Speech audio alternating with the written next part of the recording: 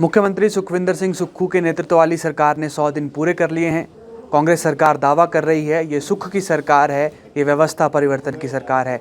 सदन के बाहर और सदन के बाहर अंदर एक ही शब्द गूंजता हुआ नजर आ रहा है और वो है व्यवस्था परिवर्तन। कितना व्यवस्था परिवर्तन हुआ और इन 100 दिनों में क्या बदलाव देखने को मिला है, इस पर हमारे साथ चर्चा के लिए मौजूद हैं बीजेपी के पूर्व अध्यक्ष और मौजूदा वक्त में ऊना से विधायक सतपाल सत्ती जी। सर, मुख्यमंत्री सुखविंदर सिंह सुक्खू कह रहे हैं व्यवस्था परिवर्तन हो गया, सुख की सरकार है और प्रदेश जो है वो अब सुख के माहौल में डूबा हुआ है। आप कैसे देखते हैं? पिछले 3 महीने हो गए जिसमें कांग्रेस पार्टी की गवर्नमेंट आए हुए हैं, लेकिन इस 3 महीने में मैं एक अचीवमेंट इस गवर्नमेंट की मान सकता हूं कि वो है 1000 संस्थानों के ऊपर जो ताला इन्होंने लगाया है। ये तालाबंदी वाली सरकार है।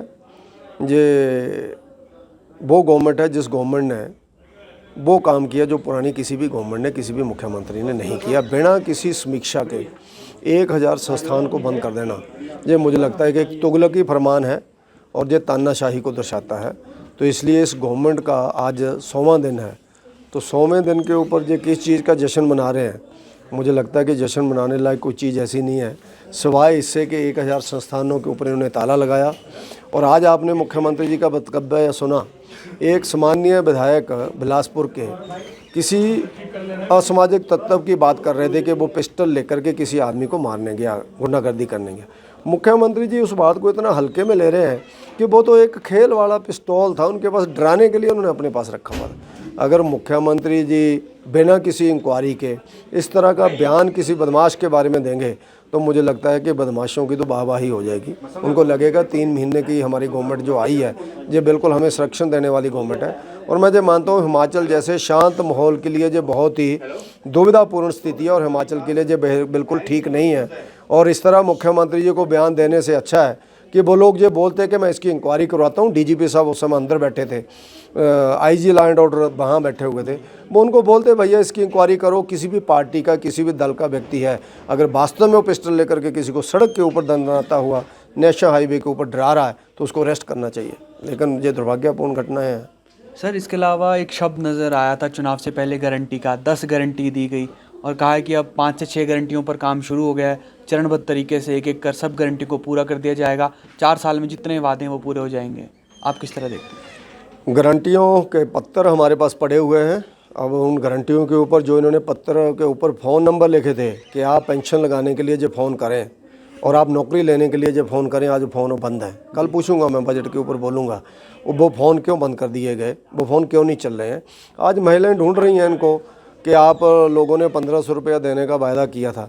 मैं तो मुख्यमंत्री जी को निवेदन करता हूँ, मैं चुनौती नहीं देता हूँ, निवेदन करता हूँ। हमारे साथी हैं, सदन के माननीय मुखिया हैं, वो हिमाचल प्रदेश में 3 महीने के अंदर एक महिला बता दें जिसके अकाउंट में चुनावों के दिनों में वोटों लेने के सिवाय इन्होंने 1500 रुपया गवर्नमेंट की ओर से डाला हो। एक महिला तो लोगों के सामने माल रोड के ऊपर लेकर के आएँ, वहाँ प्रेस कॉन्फ्रेंस करेंगे, ये महिला से पूछो इसको हमने 1500 रुपया डाला या नहीं डाला। एक महिला जिनको जो बोलते थे कि हम 1 जनवरी को आपके अकाउंट में 25 लाख महिलाओं के खाते में 1500 रुपया डाल देंगे, एक महिला बताने लायक नहीं आज मुख्यमंत्री जी। और मंत्री जी आज कन्नी काटते हैं जब इन बातों के ऊपर बात करते हैं। और मंत्री अंदर बैठते नहीं है जब बजट के ऊपर चर्चा होती है, विधायक उनके बैठते नहीं है, अधिकारी उनके बैठते नहीं है, स्वयं मुख्यमंत्री जी वहाँ नहीं है। तो इसलिए आज भारतीय जनता पार्टी को उनके 100वें दिन के ऊपर भी विरोध प्रकट करना पड़ा, बाहर आकर के वॉकआउट करना पड़ा। सर, दूध और गोबर खरीद की बात भी कही गई थी, कहा था गोबर खरीदेंगे, दूध उत्पादक जो हैं उनके अब दिन जो हैं वो रोशन होने वाला है, ये भी दावा किया गया था। ने बोला था इन्होंने कि गाय का दूध 80 रुपये का और 80 रुपये किलो और भैंस का दूध हम लोग 100 रुपये किलो खरीदेंगे। हिमाचल प्रदेश तो छोटे पशुओं के लिए, बकरी और भेड़ के लिए भी जाना जाता है। मैंने तो गोबर की भी बात की धर्मशाला के सेशन में, तो उन्होंने कहा हम गाय का गोबर खरीदेंगे। मैं कहा भैंस का और बकरी का कौन खरीदेगा, और अब दूध का भी पता नहीं लग रहा है कौन खरीदेगा। अब ये पता नहीं लग रहा है किस मंत्री के अंदर जो आएगा सारी जी, वेटरनरी एनिमल हस्बेंड्री मंत्री करेंगे जब मुख्यमंत्री जी के हाथ में है, उनका मेन प्रोजेक्ट है जी। लेकिन मेरा ऐसा मानना है कि बिल्कुल पूरी तरह से जो फ्लॉप हो, इन्होंने लोगों को बहका करके, फुसला करके, उनको भारतीय जनता पार्टी के विरोध में उकसा करके वोट लिया है। लेकिन अब उसमें फंसते नज़र आ रहे हैं। इसका परिणाम आपको लोकसभा के चुनावों में मिलेगा। सर, आप कह रहे हैं जिस तरह से मुख्यमंत्री सदन में नहीं होते, मंत्री भी नहीं होते, कुछ अधिकारी भी नहीं होते, आपका भी लंबा संसदीय अनुभव है, आपको कभी ऐसा लगता है कि मुख्यमंत्री किन्हीं किन्हीं मोर्चों पर अकेले पड़ जाते हैं, मुख्यमंत्री का साथ देते ना तो मंत्री ने साथ देते हैं, कभी कुछ विधायक भी समर्थन में नहीं देते, चुनिंदा विधायक हैं जो मुख्यमंत्री का साथ कभी देते हैं, आप भी ऐसा महसूस करते हैं क्या सदन के अंदर? मेरा ऐसा मानना है कि गवर्नमेंट, जिसको आप कह सकते हैं कि बिल्कुल पता नहीं लग रहा कि गवर्नमेंट है या नहीं है, गवर्नमेंट नाम की कोई चीज़ भी है या नहीं है, सब लोग हल्के में ले रहे हैं। जैसा मैंने आज का ही उदाहरण आपको बताया, स्पीकर साहब घंटियां मारते रहे 15 मिनट, कोई व्यक्ति तो इनका विधायक अंदर आता है, एक व्यक्ति। हमारे तो 25 में से जो सुबह से 2 व्यक्ति बाहर काम से गए हैं, हमारे विपक्ष के नेता जयराम ठाकुर जी और विपिन सिंह परमार जी, पूर्व स्पीकर, बाकी सब लोग वहाँ पर थे। लेकिन जो लोग वहाँ पर नहीं आए तो उसके नाते विधायक भी कई चीज़ों में परेशान है। अब वो इतने तक परेशान है, वो लेटर मैं कल रखूँगा माननीय सदन के अंदर। मुख्यमंत्री जी के जो प्रिंसिपल सेक्रेटरी है, जो इनके बिल्कुल पीएस हैं, प्राइवेट सेक्रेटरी है भाटिया जी, उनका लेटर गया सारे अधिकारियों को कि सब विधायक परेशान हैं, उनके जो भेजे हुए लेटर हैं किसी को मिल नहीं रहे हैं और आप लोग उनके ऊपर कार्रवाई करो, नहीं तो हम आपके ऊपर कार्रवाई करेंगे। आप कल्पना करो, सेक्रेटेरिएट के अंदर बैठ करके सेक्रेटेरिएट के ही अधिकारियों को लेटर डालना पड़ रहा है। और ये हमें बोलते थे कि हम आपका अधिकारियों के ऊपर कंट्रोल नहीं है, लेकिन आज मुख्यमंत्री जी के प्राइवेट सेक्रेटरी को लेटर डालने पड़ रहे हैं। तो पत्थर ही चल रहे हैं अभी तक, बाकी उसमें से निकल कुछ नहीं रहा है। तो मेरा ऐसा मानना है जो 100 दिन के अंदर जो पूरी तरह फ्लॉप गवर्नमेंट है, और आने वाले टाइम में जो क्या करते हैं वो देखेंगे आने वाले टाइम में। सर, बजट को कहा जा रहा है सुख का बजट, ग्रीन बजट, और सूरत बदल देंगे 2026 तक। आपको लग रहा है कि आने वाले जो 3 साल होंगे प्रदेश में सूरत बदल जाएगी प्रदेश की? गवर्नमेंट ही बदल जाएगी ये 3 साल के अंदर, गवर्नमेंट ही नहीं रहेगी। इस तरह का काम जो लोग कर रहे हैं तो गवर्नमेंट ही रहेगी कि नहीं रहेगी आने वाले टाइम में देखना आपने। इनके अपने जो सुख की बातें, नीड बेस्ड, फिर व्यवस्था परिवर्तन और चरणबद्ध तरीके से नए शब्द मुख्यमंत्री जी ने लोगों के जहन में उतारने की बात कर रहे हैं। इन तीनों शब्दों का इनको जवाब देना पड़ेगा।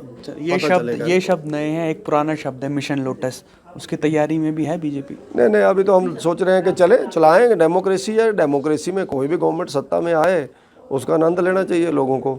लोग ही लेकर के आए हैं, उनको भरपूर आनंद लेना चाहिए, उनको इंतज़ार करना चाहिए उनकी पत्नियों के, उनकी बेटियों के, उनकी बहनों के खाते में 1500 रुपये आ जाए। और बाकी और बहुत सी गारंटियाँ हैं, मैं सबके ऊपर बोलना नहीं चाहता है किस तरह से इन लोगों ने लोगों को बहकाया, बरगलाया और फुसलाया और उकसाया, वो इनको भुगतना पड़ेगा। क्योंकि राजनीति में एक बार झूठ बोला जा सकता है, बार बार झूठ नहीं बोल सकते आप। सर, कितना लग रहा है आपको कार्यकाल मौजूदा सरकार का, कब तक चल पाएगा? चलो अभी चले, हम तो चाहेंगे चले, हम थोड़ा इनको गिरा रहे हैं, चले, जनता बताएगी इनको, जनता इनको जवाब देगी। और इनके अपने लोग जिनके कागज़ नहीं मिल रहे हैं, जिनके आईडीओ लेटर्स नहीं मिल रहे हैं, जिनके काम नहीं हो रहे हैं, पूरे प्रदेश के अंदर डेवलपमेंट के सब कामों के टेंडर करने पे बंद कर दिया। जिन्होंने काम किए उनकी पेमेंट्स को रोक दिया गया, जिनके टेंडर हो चुके हैं उनको काम शुरू करने के लिए रोक दिया गया, उनको लेटर नहीं, अवार्ड लेटर नहीं दिए जा रहे हैं। आज एक्शन एससी एसडीओ से हम लोग बातचीत करते हैं कि ये काम हो, कहते हैं सर पैसा नहीं है, और ऊपर से हमें इनकार है कि हम कोई काम नहीं कर सकते हैं। किसी ने नया घर बना दिया है, मैं आपको उदाहरण दे सकता हूँ कि नया घर बना हुआ है हमारे उन्ना में, उसको मीटर लगाने को इनकार कर रहे हैं, जी पैसा ही नहीं है। ऐसा कैसा हो सकता है? जयराम जी को पैसा थोड़ा ले गए साथ में, गवर्नमेंट चली गई, वो गवर्नमेंट बदल गई, नया व्यक्ति आ गया, पैसा तो वो ही है। अगर हमारी गवर्नमेंट होती क्या हम भी बोलते कि हमारे पास पैसा नहीं है? ऐसा नहीं है, सब कुछ है, लेकिन चलाने का हुनर नहीं है। वो हुनर इनको जा तो अपने सीनियर से पूछ लेना चाहिए, या फिर इन लोगों को देख लेना चाहिए कि गवर्नमेंट चलानी है या नहीं चलानी है। सर, एक आखिरी सवाल, अगर 10 में से अंक देने हो इस मौजूदा सरकार को, 100 दिन का कार्यकाल रहा, आपको क्या लगता है 10 में से कितने अंक लायक काम किया इस सरकार ने अभी? सुखो जी हमारे मित्र हैं, हम यूनिवर्सिटी में इकट्ठे रहे हैं, 2-3 तो दे ही देते हैं। क्यों ऐसा होता ना, कई बार अपने दोस्त को 2-3 दे ही जाते हैं, लेकिन अभी देखा जाए तो हम निराश हैं।